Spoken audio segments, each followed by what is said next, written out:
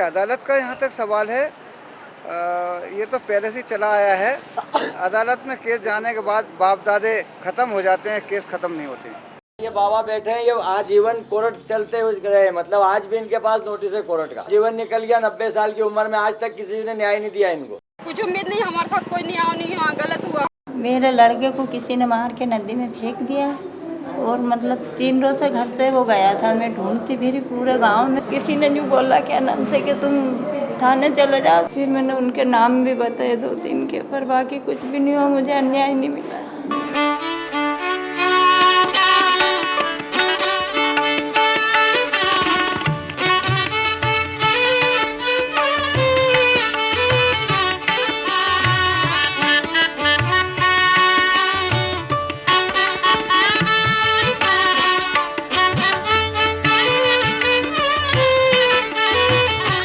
क्या हमारी आपराधिक न्याय व्यवस्था न्याय मांगने वालों की आवश्यकता और अपेक्षा के अनुरूप काम कर रही है? इस न्याय व्यवस्था के लिए पुलिस, अभियोजन, न्यायालय और अन्य संस्थाओं जैसे जेल, बच्चों के लिए ऑब्जर्वेशन होम्स और वे संस्थाएं जहां कानून तोड़ने की आरोपी महिलाओं को रखा जाता है, में आखिर कौन सी संस्थागत कमियां हैं जिससे उनका कानून के साथ टकराव बना रहता है? इस आपराधिक न्याय व्यवस्था को कमजोर, गरीबों, महिलाओं, बच्चों, दलितों, आदिवासियों, बुजुर्गों और विकलांगों के लिए ज्यादा से ज्यादा हितकारी कैसे बनाया जा सकता है? एक विस्तृत अध्ययन के माध्यम से इन्हीं सवालों के जवाब पाने की कोशिश की गई है। इस अध्ययन की जिम्मेदारी महिला चेतना मंच को सौंपी गई थी, जो शासन प्रशासन, महिलाओं से संबंधित मुद्दों और गरीबी उन्मूलन के क्षेत्र में पिछले 2 दशकों से काम कर रहा है। मध्य प्रदेश में न्याय व्यवस्था के आकलन के लिए ये अध्ययन संयुक्त राष्ट्र विकास कार्यक्रम और भारत सरकार के न्याय विभाग द्वारा संयुक्त रूप से किया गया। मेरा नाम है निर्मला बुच, आपको पता होगा। एक हमारी संस्था है महिला चेतना मंच करके, और महिलाओं के साथ काम करते हैं और दूसरे लोगों के साथ भी काम करते हैं। और पंचायत का है, माइक्रो इसका है, लघु ऋण है, डेयरी है, बहुत सी चीज़ें करते हैं। एक हमारा काम है खास तौर से कि हम बहुत से अध्ययन भी करते हैं, सर्वे अध्ययन वगैरह, कि देखने के लिए भी कहाँ क्या हो रहा है। 50 साल से हम लोग बात कर रहे हैं कि विकास होना चाहिए, डेवलपमेंट, सब मिनिस्टर से बोलते होंगे, लेकिन कभी किसी ने ये नहीं सोचा कि ये जो न्याय वाली बात है इसमें सुधार होने की जरूरत है। हम जिसमें जिन लोगों को कभी पुलिस से वास्ता पड़ा हो, अदालत से वास्ता पड़ा हो, जेल से पड़ा हो, कहीं से पड़ा हो, उनका कैसा अनुभव रहा, तो उससे हम निकाल सके कि भाई क्या परिवर्तन करने की जरूरत है जिससे कि लोगों को न्याय मिले, जो न्याय की मंशा है वो पूरी हो जाए। इस अध्ययन में मध्य प्रदेश के विशेष संदर्भ में समाज के वंचित और कमजोर वर्गों की न्याय तक पहुंच और आवश्यकता का विश्लेषण किया गया है। मध्य प्रदेश क्षेत्रफल के हिसाब से देश का दूसरा सबसे बड़ा प्रदेश है। जनसंख्या घनत्व कम है और आदिवासी जनसंख्या सर्वाधिक है।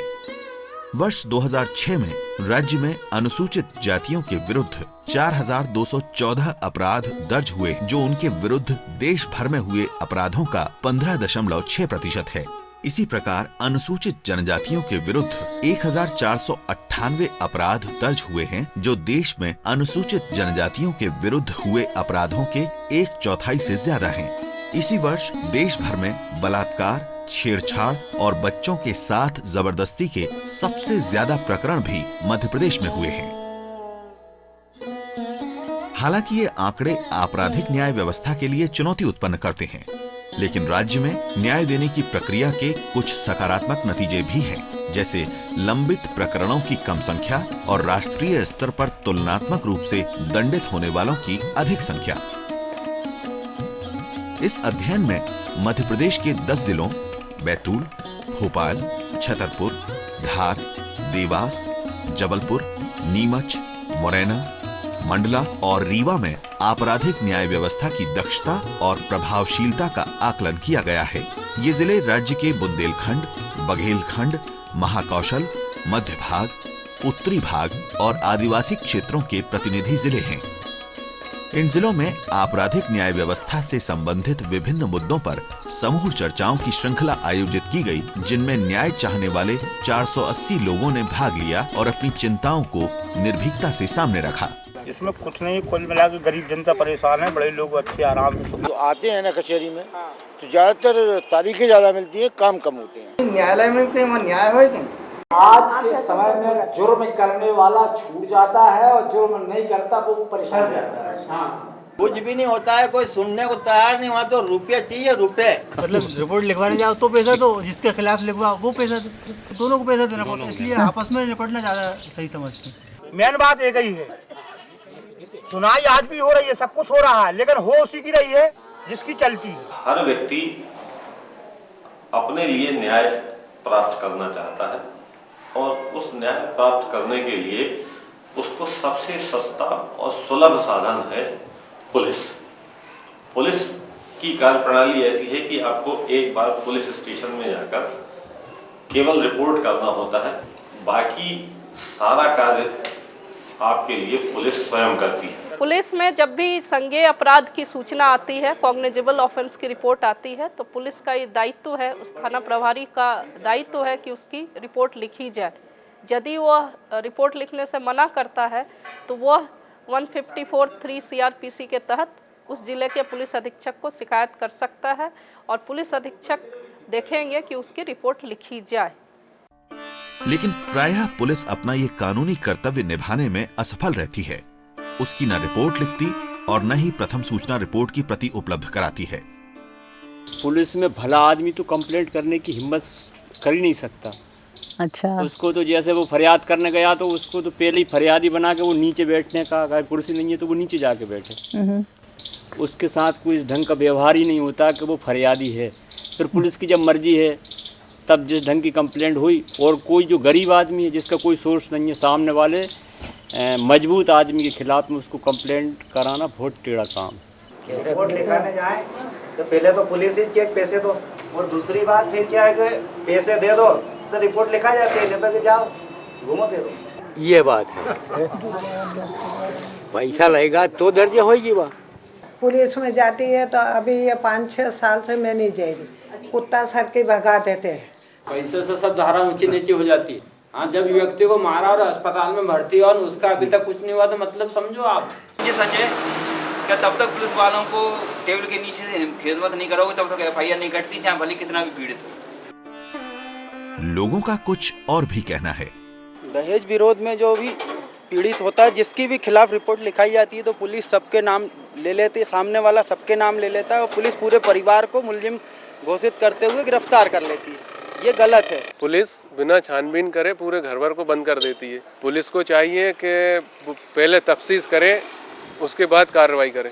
अगर फरियादी ने 10, 12, 15 लोगों के नाम भी अगर दे दिए हैं तो आप समझ लो कि उनको पुलिस बहुत परेशान करती है। वास्तविकता नहीं देखती है कि वास्तव में है कौन इसका, तब जाके उन लोग सबको अरेस्ट करके या पैसा दे के नाम काटते हैं। दहेज प्रताड़ना का प्रकरण ससुराल वालों को तंग करने के लिए भी महिलाएं लगाने लगी हैं। इन्वेस्टिगेशन पुलिस का बहुत अच्छा होगा कि वो जड़ से समझ में आए उनको कि सच में दहेज प्रताड़ना हुई है या झूठा प्रकरण कायम किया जा रहा है। पुलिस दुविधा में रहती है कि पहले रिपोर्ट लिखे कि इसके पहले कुछ जांच करे। कमजोर वर्गों के लिए बने विशेष कानूनों का संतुलित पालन कैसे हो? जब कोई भी रिपोर्ट होती है तो उसकी FIR कानून के हिसाब से फौरन रजिस्टर करनी होगी, लेकिन जब गिरफ्तारी का प्रश्न उठता है तो हमें ये देखना होगा कि जो सारे नाम FIR में दर्ज करा दिए गए हैं पूरे परिवार के और उनसे संबंधित व्यक्तियों के, उनमें जो डायरेक्टली कनेक्टेड दिखता है तो उनको तो तुरंत गिरफ्तार करना चाहिए। उसमें किसी प्रकार की कोई छूट या कोई शिथिलता नहीं बरतनी चाहिए। लेकिन बाकी और जो लोग इसमें शामिल बताए जाते हैं उनके बारे में अच्छी जांच पड़ताल छानबीन करके उन्हें गिरफ्तार किया जाए तो मेरे ख्याल से ये बहुत ज़्यादा न्याय संगत होगा। सिर्फ FIR के बेसिस पे सारे मुलजिमों को सजा देना बिल्कुल इनजस्टिस है, क्योंकि ऐसे केसेस में, एट्रॉसिटी केसेस में, डाउरी डेथ केसेस में हमेशा जो है एग्जेजरेट करके ही FIR दी जाती है। पुलिस द्वारा गलत तफ्तीश, गलत तरीके अपनाना, साथ ही जवाबदेही और पारदर्शिता की कमी आम लोगों को न्याय व्यवस्था से दूर करती है।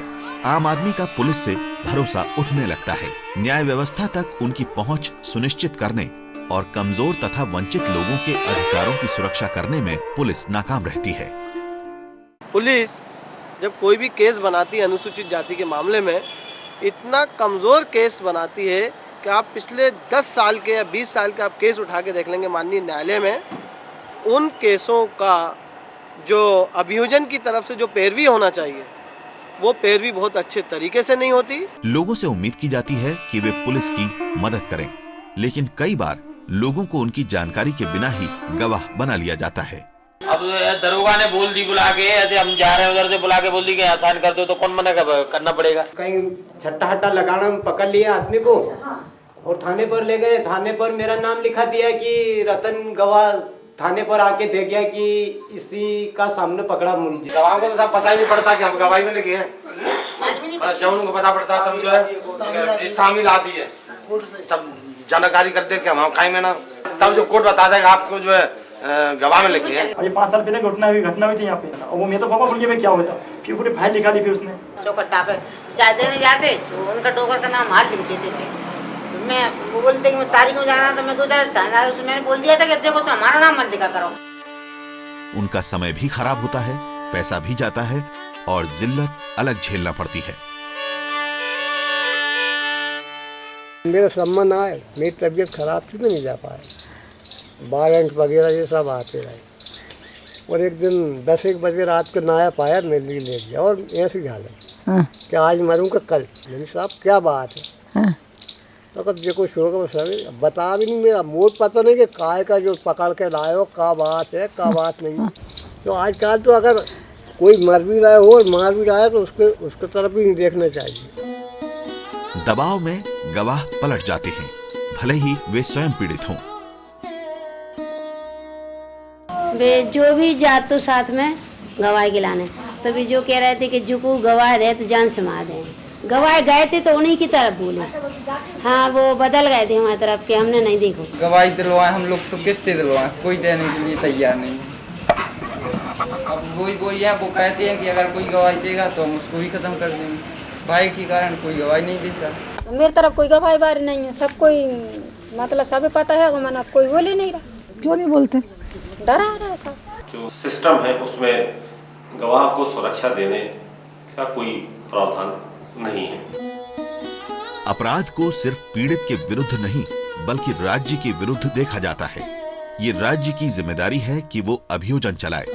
मुकदमे की सुनवाई में अभियोजन महत्वपूर्ण भूमिका निभाता है। इस मामले में पीड़ित की भूमिका बहुत कम होती है। जैसे ही हम हर कोर्ट में एक प्रोसिक्यूटर, पब्लिक प्रोसिक्यूटर्स को देखते हैं तो निश्चित रूप से उस पीड़ित पक्षकार को सबसे ज़्यादा मदद मिलती है जो अपनी बात करने के लिए न्यायालय में आता है। क्योंकि जब उसने रिपोर्ट दर्ज कराई थी और जब उसके गवाह आज न्यायालय में परीक्षित हो रहे हैं, इस बीच में काफ़ी गैप हो जाता है। उसको घटना के संबंध में कई चीज़ें याद नहीं रहती हैं, दूसरे फैक्टर्स उसको प्रभावित करते हैं। इन सबको इफ़ेक्टिव तरीके से, दूसरा वो कानून की बारीकियां नहीं जानता है कि किस तरीके से उसको कोर्ट में जवाब देगा। कई बार वो तनावग्रस्त हो जाता है कि उसके जवाब देने का क्या फ़र्क पड़ेगा। इन सब चीज़ों से देखते हुए प्रोसिक्यूशन जो अपनी अहम भूमिका निभाता है, किंतु अभियोजन व्यवस्था में अमले की कमी के कारण वो न्याय प्रक्रिया में पूरी तरह से सहायक नहीं हो पाती। हर अदालत में कम से कम एक अभियोजक होना ही चाहिए। राज्य के 564 मजिस्ट्रेट कोर्ट के लिए सिर्फ 252 सहायक लोक अभियोजक हैं। अब वकील हैं, अभियोजन वाले हैं, बेकायदे से काम करते हैं, क्या क्या होता है? वकीलों को क्या पैसा देते जाओ, केस बढ़वाते जाओ। वकीलों की तो दुकानदारी है यार। काम कराना नहीं है और उस पर पैसा चाहिए, 500, 1000, एक एप्लीकेशन की 500, 1,000 रुपये मांगे जाते हैं। वकील लोग आपस में मिलकर इतना घालमेल करते हैं कि जो केस है उसको सालों तक चलाते रहते हैं। मतलब आदमी खत्म हो जाता है लेकिन शायद खत्म नहीं होता है। मुकदमों के शीघ्र निपटारे में वकीलों की भूमिका अहम है। क्या वकील वास्तव में मददगार होते हैं या कभी कभी उनमें से कुछ अपने व्यवहार और मुकदमों को लटकाने की प्रवृत्ति से न्याय तक पहुंच में बाधा बन जाते हैं? वे कैसे स्वयं को और जवाबदेह समझें? युवा वकीलों को दक्ष बनाने में कैसे मदद करें? वरिष्ठ वकील कैसे गरीबों और कमजोरों को न्याय दिलाने में अपनी भूमिका निभाने के लिए मार्गदर्शक बनकर उन्हें प्रेरित करें? राज्य में कानूनी सेवाएं अधिकारिता अधिनियम 1996 से लागू है। इस अधिनियम के अंतर्गत कमजोर वर्गों को मुफ्त और सक्षम कानूनी सेवाएं उपलब्ध कराई जाती हैं। बराबरी के आधार पर न्याय के अवसरों के लिए लोक अदालतें आयोजित की जाती हैं, ताकि गरीबी या अन्य कमियों के कारण कोई नागरिक न्याय पाने से वंचित न रहे। अदालतों में अत्यधिक विलंब अब नागरिक समाज में बहस का मुद्दा बन गया है। ये विलंब कमजोर को न्याय नहीं मिलने की लाचारी का कारण बन जाता है। कुछ लोगों का ये कहना होता है कि भाई वो जो न्याय की व्यवस्था है तो सब लोग को ऐसा लगता है कि हमको सुलभ न्याय नहीं मिलता जल्दी जल्दी, ऐसा लोग बोलते हैं। तो क्या वास्तव में ऐसा है? सालों केस चलता है, वहाँ जाके बाबू को या पेशकार को पैसे दो तब पेशी बढ़ती है। ये कोर्ट के हाल है। पेशी लेने जाओ 10 रुपए पहले दो पेशी के, चपरासी पहले 10 का नोट लेता है, उसके बाद पेशी देता है। और ज्यादा 10 तो विनियम चाहिए ही उनके। यदि आप पेशी भी नहीं जाओगे, पैसा भर जमा करे आओ तो आपकी पेशी हो रही हो जाएगी, फिर तो आप 6 महीना न जज। जैसे आपका केस है तो पता पड़ा आप यदि उसे पैसा दोगे तो वो आपका जो है नाम अच्छी तेजी से बोलेगा, जिससे आपको पता चल पाए। नहीं तो वो बिल्कुल इतनी धीमी आवाज़ में बोल देता है कि आप कोर्ट में मौजूद होते हुए भी आपको पता नहीं चल पाता है कि मैं तो आपका केस की बारी आ गई है, और उसके चक्कर में जो है आपकी अगली तारीख पे जो है केस फिर चला जाता है। 50% लोग तो कौन हाई कोर्ट जाए छोड़ ले, आप लोग हुआ तो हुआ करके वैसे हताशों को बैठ जाते हैं। अरे वैसे तो गरीब लोग तो मंडी कोर्ट जाने में डरते हैं, पर जयपुर हाई कोर्ट कौन जाएगा जी। इसलिए न्याय प्रक्रिया जो है वो शीघ्र न्याय मिलने की व्यवस्था होनी चाहिए। 12 साल हो गए इसमें केस लगाया, अभी तो कुछ कहाँ लगाया? दीवानी चल रही है। दीवानी में चल रहा है। ये सन 2005 की बात है, 24 सितंबर की। मेरे बच्चों का एक्सीडेंट करवा दिया उस लाछन बोर वाले हुकुम भील से, और वो आज तक मतलब वो जमानत पे छूटा हुआ है, और 2 साल से मतलब केस चल रहा है। उसने मतलब थाने में भी बहुत पैसा भरा और कोर्ट में भी वो पैसा भरता है बचने के लिए। जमीन की लड़ाई हमारा 10 साल जमीन पे लड़िया भी सही। वो 10 साल चली, लड़ने के बाद में फिर कुछ पंचायत बैठी हुई। वकील ने बोला कि तेरे को 2-3 बीघा तो देनी पड़ेगी। मैंने किया कि साहब 5 बीघा दे दूँ, हमारा निपटारा कर दो। तो यहाँ पंचायत द्वार हो गए, अभी वहाँ का नहीं हुआ साहब कोर्ट का। न्याय मिलने की प्रक्रिया इतनी जटिल है कि आदमी लड़ते लड़ते न्याय मांगते मांगते पस्त हो जाता है। ऐसी समस्या वहाँ न्यायालय में जाए तो वहाँ बेचारा कहीं सेज बन जाएगी। और वहाँ गया तो मैंने क्यों मन की मैडम जो बाबून था, मैंने कहा भैया जब मुलजिम तुम्हारे सामने है नहीं वो इसकी जमानत करवाना पड़ेगी। जब तुम्हारा बिना वारंट से तुम्हारे सामने आई गए हो तो जमानत कैसी? तो मैडम से बात करो, हमारा मैडम का ना न्यायालय जज कर भेज दी, फिर वकील करो पाछो अपना 200 से 300 रुपये वकील का दिया। बड़ी समस्या वहाँ यहाँ उन्हें बाबू ना पाया 100 रुपये दिया। मजिस्ट्रेट के सामने भी रिश्वतखोरी चलती। अच्छा, कैसे? जी मेरे साथ हुआ जी। तो मुझे तो अता पता भी नहीं था कि मतलब यहाँ कुछ पैसे मिलते हैं सरकारी गवाह को। उनने मुझे बुलाया कि तुम्हारे कितने खर्च हुए, क्या किराया लगा। मैंने कहा मैं तो मोटरसाइकिल से आया, 2 लीटर पेट्रोल डलवाया। बोले हम 150 रुपये का तुम्हारा भत्ता बना देते हैं, 100 रुपये तो हमें मिल जाएंगे, 50 रुपये हम रखें। मैंने कहा ठीक है। तो बोले 50 रुपये दो। मैंने किस बात के? कि वो 50 रुपये हम तो पहले रखेंगे, जो वहाँ से मिलेंगे वो आपको ला के दे देंगे। तो मैंने कहा ठीक। मैंने दे दिए उनको 50 रुपये। बाद में उस पर क्या लगे, इस पर साइन करो जब तो पैसे निकाल के लाएंगे हम खजाने। ये दोबारा मजिस्ट्रेट के पास भी पहुँच गए। 3 वक्त गया। फिर वो थोड़ी देर बाद आया वही बाबू। हमने सोचा कि ये बुढ़ा मतलब ज़्यादा तंग कर रहा है, तो वो उनका लंच हो गया, वो हमारे पास आया कि लग यार हम वो डाक के द्वारा भिजवा देंगे आपके पैसे, अभी चले जाओ, खजाना बंद हो गया। खजाने में पैसा नहीं है। जज के सामने सुविधा के लालच में दे रहा है, वो लंबा हाथ करके ले लिया है। जज को यहाँ के मुँह के थोड़ी बैठा रहता, दिन भर वहाँ तो यही नाटक चलता। किसी पे निगाह तो पड़ती होगी उसकी। आपस में भी सुलझा नहीं सुलझा आपस में, तुम वहाँ जावा, तुमने पैसा दी दिया तो हमारी बात, मैंने दी दिया तो हमारी बात, जो न्याय है वहाँ तो। कई पहलू हैं जिनसे हर कदम पर प्रकरण की जांच पड़ताल करने और सुनवाई के लिए प्रकरण प्रस्तुत करने में विलंब होता है। मध्य प्रदेश उच्च न्यायालय ने अधीनस्थ न्यायालयों में मुकदमों के निपटारे की निगरानी और आकलन के लिए यूनिट व्यवस्था की पहल की है। इनके वर्गीकरण के आधार पर निराकरण की प्राथमिकता भी निर्धारित की है। लेकिन समस्या इतनी बड़ी है कि अदालतों में उपलब्ध वर्तमान संसाधनों से उससे नहीं निपटा जा सकता। जेल भी आपराधिक न्याय व्यवस्था से जुड़ी संस्था है। राज्य की जेलों में भ्रष्टाचार है। अच्छा ये बताओ, आप में से कोई कभी किसी को मिलने जेल गया? जेल मान लो हम तो पहली बार गए थे, पहले मिल भी नहीं गए। हमारे ककिया ससुर हैं जो वो जेल में है। अब एक फर्जी केस में फंसा था वो उन्हें। तो जब हम वे लोग जेल के सामने जब हम पहुँचे तो जो संतरी खड़ो रहा उससे हमने बात करी कि यार हम मिलने के लिए आए हैं। तो संतरी ने हमसे बोलो यार आप तो लेट हो गए मिलने के लिए। हमने कहा यार लेट हो गए तो इसके लिए अब क्या करें। तब वो संतरी बोलो कि कुछ जेब खर्च अगर हो तुम्हारे पास तो आपको मिलने के लिए मिल सकता है।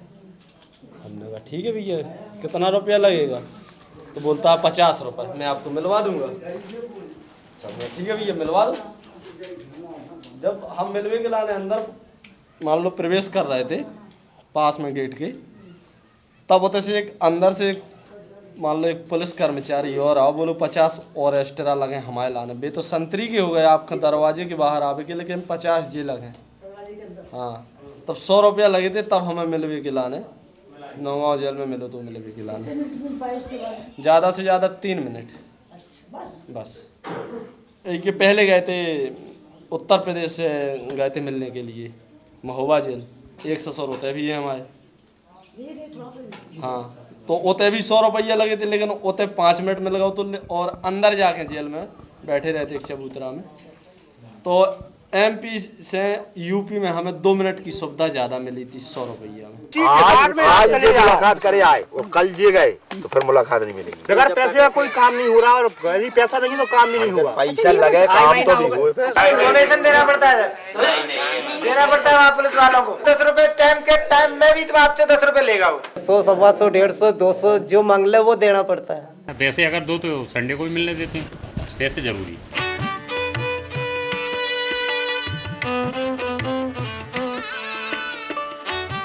जेलों में क्षमता से ज्यादा लोग बंद हैं। इनमें 50% से ज्यादा विचाराधीन बंदी है। जेलों में चिकित्सा सुविधाएं अपर्याप्त रहती हैं। सजा भुगत रहे और जिन्हें न्याय मिलना है उन्हें एक साथ रखा जाता है, जो गलत है। कैदियों को अदालत में ले जाने के लिए परिवहन के साधन और पुलिस कर्मचारी नहीं मिलते। कैदियों, विशेष रूप से महिलाओं और न्याय की बाट जोह रहे लोगों के मानव अधिकारों का हनन होता है।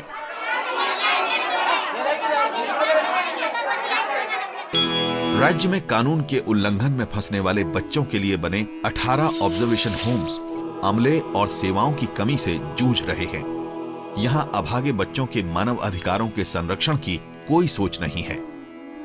समाज में किशोर अपराध कानूनों के बारे में अज्ञानता स्पष्ट है। जमानत नहीं दे रहा बच्चों का, आखिर क्या कोई मुलजिम कार तो है नहीं। नाबालिग बच्चा है, छोटा बच्चा है और एक बड़ा है, और कभी कोई केस नहीं करा उन्होंने, कोई ऐसी वो नहीं। भाई एक तो वो होता है कि कोई जुर्मकार है, आगे कोई जुर्म करा हो या कोई खता करी हो, कोई सजा तो है नहीं। बच्चों से एक नादानी हो गई। अब सवाल उठता है कि क्या संस्थागत कमियों को दूर किया जा सकता है? क्या ऐसी प्रक्रिया लागू की जा सकती है जिससे आपराधिक न्याय व्यवस्था में शीघ्र न्याय मिल सके? इस समस्या को हल करने के लिए फास्ट ट्रैक कोर्ट, लोक अदालत, ग्राम न्यायालय जैसे कुछ प्रयास किए गए हैं, लेकिन न्याय देने की प्रक्रिया को प्रभावी बनाने में वे कितने मददगार हैं?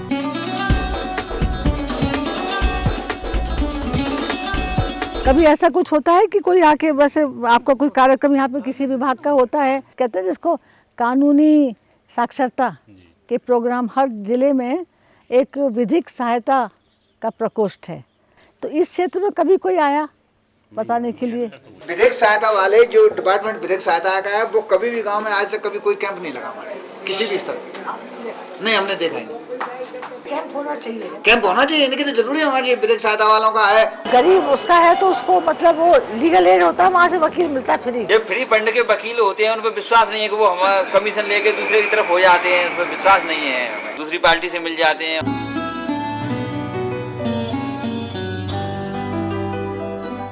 जैसे यदि ग्राम न्यायालय है तो फिर उनको जो है अधिकार होना चाहिए, तो ग्राम न्यायालय, ताकि यहाँ का यही निपटारा हो जाए।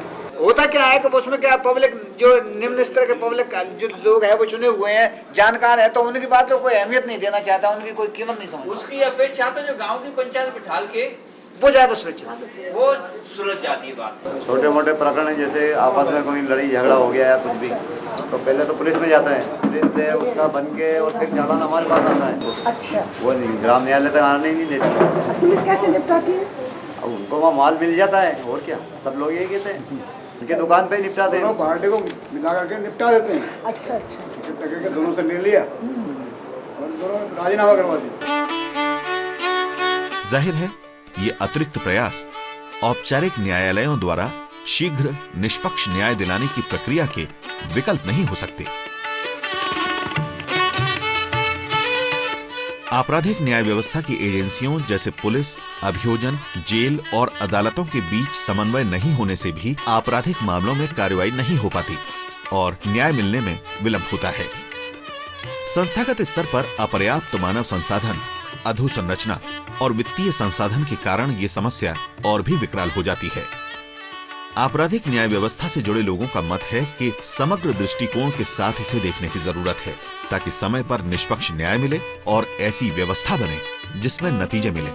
आपराधिक न्याय व्यवस्था से जुड़े सभी लोगों के विचार विमर्श से ये स्पष्ट है कि न्याय उपलब्ध कराना राज्य का प्राथमिक कर्तव्य है। जो पीड़ित पक्ष है वो इतना पीड़ित हो जाता है कि या तो वो कोर्ट में आना बंद कर देता है या फिर वो इतना निराश हो जाता है कि वह कुछ और नुकसान अपना करा लेता है और उसको न्याय नहीं मिल पाता। What I am pointing out that criminal justice system should be reformed in a way that in such extreme cases where we know that the parties have inequality, one is very rich, the criminal is rich and the other is poor. In such cases, the police should be trusted and let the court apply its mind on the case diary and say whether investigation has been right or not. जो हमारे public के लिए, society के लिए useful है, सबसे ज़्यादा interest उसका क्रिएट होता है थाने अकेले की रिपोर्ट करने पे, ये जमानत में नहीं है। केस के ट्रायल क्या चल रही है, इसके लिए डे टू डे केस में कब तारीख लगी, कब उसकी हियरिंग से कितने विटनेसेज हो गए हैं, जब तक हम इसकी जानकारियाँ उसको पब्लिकली वर्क फ्लो सॉफ्टवेयर के लिए पूरा तीनों डिपार्टमेंट एक साथ बैठ के नहीं करेंगे, तब तक इसके लिए जन उपयोगी बनाना बहुत। For a group of police stations, there should be one designated magistrate. The police officer could immediately go and get the statement of witnesses or even the confessions recorded by them. और वो आसान हो जाएगा क्योंकि आजकल तो ज़्यादातर लोग हॉस्टाइल हो रहे हैं। जो कैपेसिटी बिल्डिंग है उसको बहुत ज़्यादा ध्यान देने की ज़रूरत है। एक तो उनके करिकुलर डिज़ाइनिंग में भी ध्यान रख के और बेसिक ट्रेनिंग के अलावा भी उनको एक कंटिन्यूस एजुकेशन प्रोग्राम्स चलें उनके लिए, जिससे प्रोफेशनल एंड लीगल अपडेट्स सब जितने भी क्रिमिनल जस्टिस प्रोफेशनल्स हैं उनको मिलते रहे। जैसे लीगल लिटरेसी इनका जो ऑफिस रहता है हमारे यहाँ, वहाँ पर अगर एक टोल फ्री नंबर का फ़ोन हो तो लोग बहुत ईजीली एक्सेस कर सकेंगे वहाँ पे। अपने जीवन और स्वतंत्रता की सुरक्षा के लिए न्याय मांगने वालों की उम्मीदें न्याय देने वालों पर टिकी हैं। उनकी भी सिफारिशें हैं।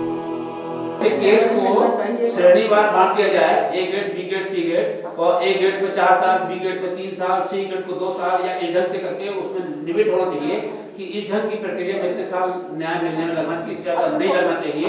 ऐसी व्यवस्था की जाए। ये असल में ग्राम न्यायालय में चुनाव की प्रक्रिया नहीं घुसना चाहिए। मुझे किसी ने न्याय के लिए पंच चुन दिया, मैं उसी के पक्ष में बोलूंगा। इस ढंग के फोरम में जहाँ चुनाव होंगे वहाँ सर्वसम्मति से एक तय हो जाए कि हाँ ये आदमी ठीक है। ये पूरे 1 वर्ष के स्टडी से जो बहुत से सबक निकले हैं उसके आधार पर हमने कुछ स्ट्रैटेजी सजेस्ट की है। जो पुलिस थाना से शुरू करते हैं तो पुलिस थाने की कैपेसिटी बढ़ाना चाहिए ताकि वो रियली इन्वेस्टिगेशन टाइम से कर सके और लोगों को एक्सेस दे सकें जस्टिस के लिए। इन्वेस्टिगेशन जो होता है उसका खास तौर से स्टाफ बढ़ाया जाए। राज्य में अच्छे इन्वेस्टिगेशन के लिए आवश्यक है कि डीएनए लैब्स होना चाहिए, तो कम से कम 3 डीएनए लैब्स हों। पुलिस थानों में और कोर्ट्स में जो टेक्नोलॉजी है उसका उपयोग किया जाए ताकि उनकी क्षमता बढ़ सके। Then to expedite service of summons and warrants, at least the summons could be sent by courier and other services instead of waiting only for the police to do it. Courts का संख्या बढ़ाना चाहिए क्योंकि अभी number बहुत कम है, उसकी कुछ कार्रवाई हो भी रही है। जो एपीपीज हैं उनकी संख्या बहुत कम है, उनको एक कोर्ट के लिए कम से कम 1 होना चाहिए। जो जेल्स हैं उनमें ये भी कोशिश करना चाहिए कि जहाँ जगह है वहाँ पे वो बनाए बैरक ताकि उसकी कैपेसिटी बढ़ जाए। जो कन्विक्ट्स और अंडर ट्रायल्स हैं उनको अलग अलग रखने की जो व्यवस्था है कानून में उसको पालन करना चाहिए। लीगल लिटरेसी जो कैंप्स हैं उसके साथ साथ उनको स्कूलों में और कॉलेजों में लीगल लिटरेसी को शामिल करना चाहिए।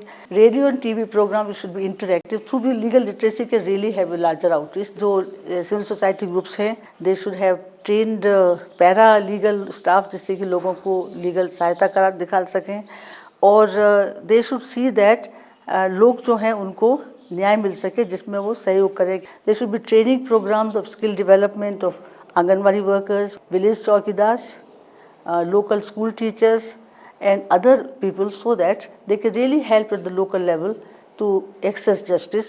मीडिया का ओरिएंटेशन वर्कशॉप्स होना चाहिए ताकि एक वॉलंटरी कोड वो बना सकें। There should be information kiosk at district level courts. Civil society groups खासतौर से जो विमेन के साथ में और वल्नरेबल सेक्शंस हैं, वीकर सेक्शन के साथ काम कर रहे हैं, उनको खासतौर से ये रोल देना चाहिए कि उनको और सहयोग करें, लोगों को लीगल लिटरेसी दें, लीगल एड दिलवाएं। जैसे बार काउंसिल है, उनका एक बड़ा योगदान है होना चाहिए कि वो जो सीनियर लॉयर्स हैं, जूनियर जो लॉयर्स हैं, उनको प्रमोट करें, उनको मेंटरिंग करें, ताकि वो एक अच्छे इफ़ेक्टिव सेंसिटिव लॉयर्स बन के वो लोगों की मदद भी कर सकें। They should start legal aid clinics. संक्षेप में बात यह है कि सभी लोगों का एक योगदान है, चाहे वो कोर्ट्स हों, चाहे पुलिस हो, चाहे प्रोसिक्यूशन हो, चाहे सिविल सोसाइटी ग्रुप्स हो, मीडिया है, बार काउंसिल है।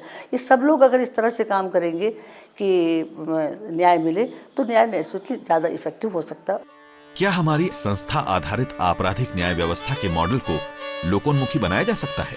अब पसंद अप्रासंगिक होती जा रही आपराधिक न्याय व्यवस्था के मूक साक्षी बने रहने या कमजोर और वंचित लोगों तक संवैधानिक प्रावधानों की मंशा के अनुरूप शीघ्र और प्रभावी न्याय की पहुंच सुनिश्चित करने के बीच है।